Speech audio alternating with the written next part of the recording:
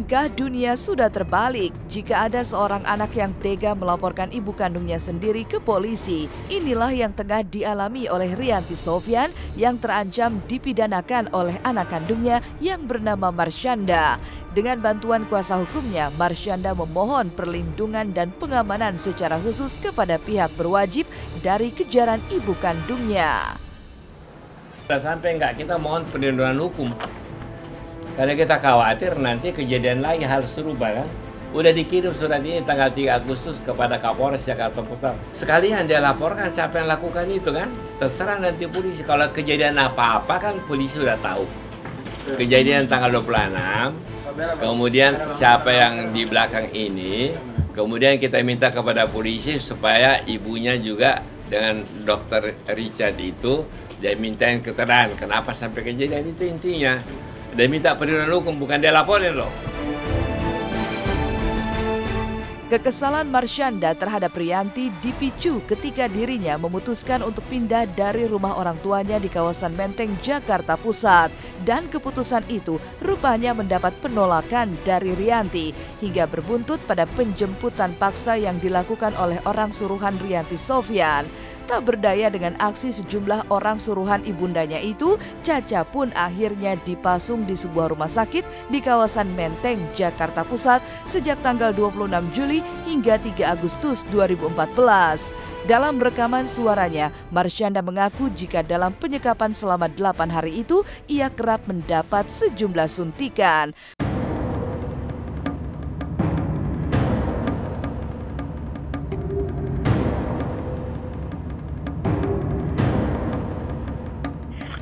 Tanggal 26 Juli 2014, saya lagi ada di apartemen.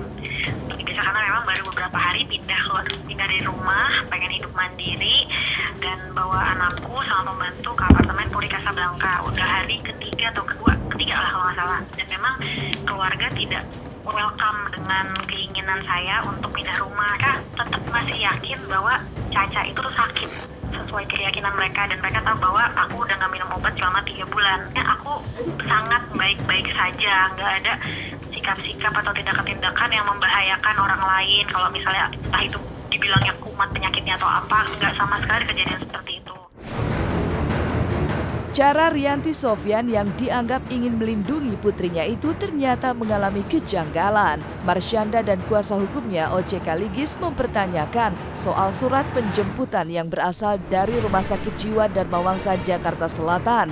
Namun pada kenyataannya, mengapa Marsyanda tidak dibawa ke rumah sakit tersebut, melainkan malah dijebloskan ke Rumah Sakit Abdiwaluyo Menteng, Jakarta Pusat.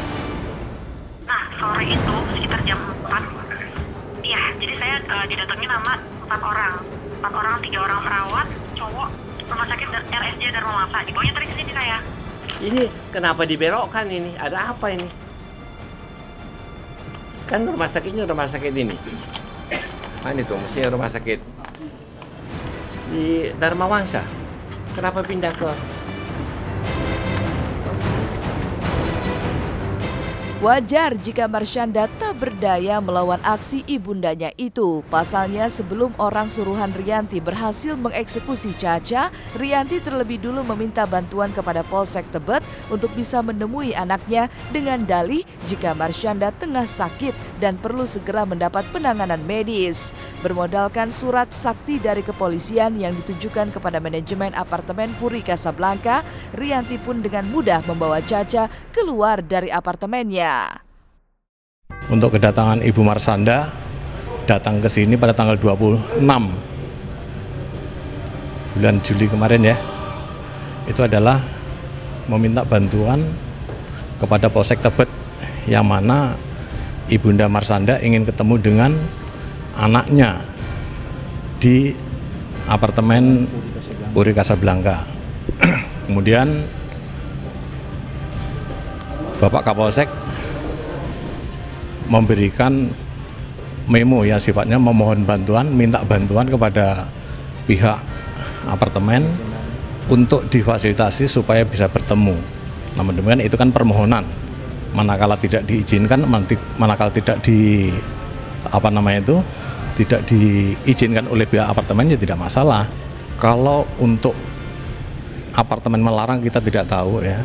Namun kalau ibunya ke sini sudah membawa data-data bahwa Marshanda sedang sakit dan ini adalah ada dokumen-dokumen yang menyatakan bahwa yang bersangkutan adalah sakit.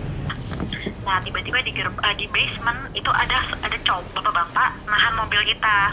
Terus dia nanya, ini siapa yang suruh mobilnya jalan? Ngomong ke Sandy yang nyetir kan. Terus itu saya langsung munculin muka saya dari belakang. Saya mau jalan, bapak siapa? Saya ngerasa, kok dia berani amat main nyetopin mobil dan seakan-akan si Sandy melakukan kejahatan apa gimana gitu kan. Saya bilang aja langsung dengan berani, bapak siapa? Bapak dari mana? Saya gitu-gitu, saya tanyain terus sampai saya sempat turun dari mobil, nyamperin bapak-bapak itu. Saya bilang, bapak dari mana? Dari polisi atau apa? Maksudnya apa? Kok kenapa nanya-nanya gitu? Saya ini umur 25 tahun, saya sudah dewasa, saya sudah punya keluarga, saya bisa berpikiran jernih dan bisa melakukan apapun yang saya mau, selama itu gak melanggar hukum. Nah, terus kemudian si bapak ini bilang bahwa di atas, di lantai lobi itu memang udah ada beberapa utusan kapol Polsek Tebet apa kalau nggak salah. Ironis memang, siapa sangka Marshanda yang sudah memulai debutnya sebagai pemain sinetron sejak umur 6 tahun rupanya menyimpan luka di dalam hatinya. Wajar jika di tahun 2009 ia menumpahkan emosinya itu di media jejaring sosial dengan mengupload sebuah video. Selain itu, kandasnya pernikahannya dengan Ben Kasyafani, heboh kabar kedekatan Caca dengan seorang pria, dan ribut-ribut soal hak asuh anak menjadi rentetan kisah sang motivator yang cukup mendulang sensasi. Lantas seperti apa Kirdi Putra, pakar mikroekspresi, melihat sosok Marshanda? Benarkah jika ia melihat adanya kemarahan yang tengah Caca rasakan? Ini pola yang sebetulnya pernah terjadi pada Caca. Dulu banget ketika dia masih usianya mungkin masih sangat belia, waktu itu terjadi dia marah-marah sendiri, dia kemudian memaki-maki, tapi direkam sama dia di YouTube dan diunggah ke internet. Itu polanya dia, meledaknya dia saat itu. Dan saat itu dia mengalami suatu saat kadang-kadang dia biasa-biasa aja, kelihatannya biasa aja. Di saat lain tiba-tiba dia bisa sangat tanda petik brutal secara emosi. Nah, di sini saat ini sebetulnya Caca mengalami hal yang sama karena emosi yang terlihat, ekspresi yang terlihat. Kalau kita lihat di sini ekspresinya, ini adalah ekspresi sebetulnya ekspresi marah. Nggak tahu, benar-benar nggak tahu karena ya udah lama juga nggak ketemu gitu. Emang nggak ketemu. Itu kayaknya ranah ke keluarga kali. Aku juga ranah keluarga yang aku juga sekarang bener-bener hati-hati banget untuk masuk dalam situ. Beneran deh. Minta maaf banget kalau belakang.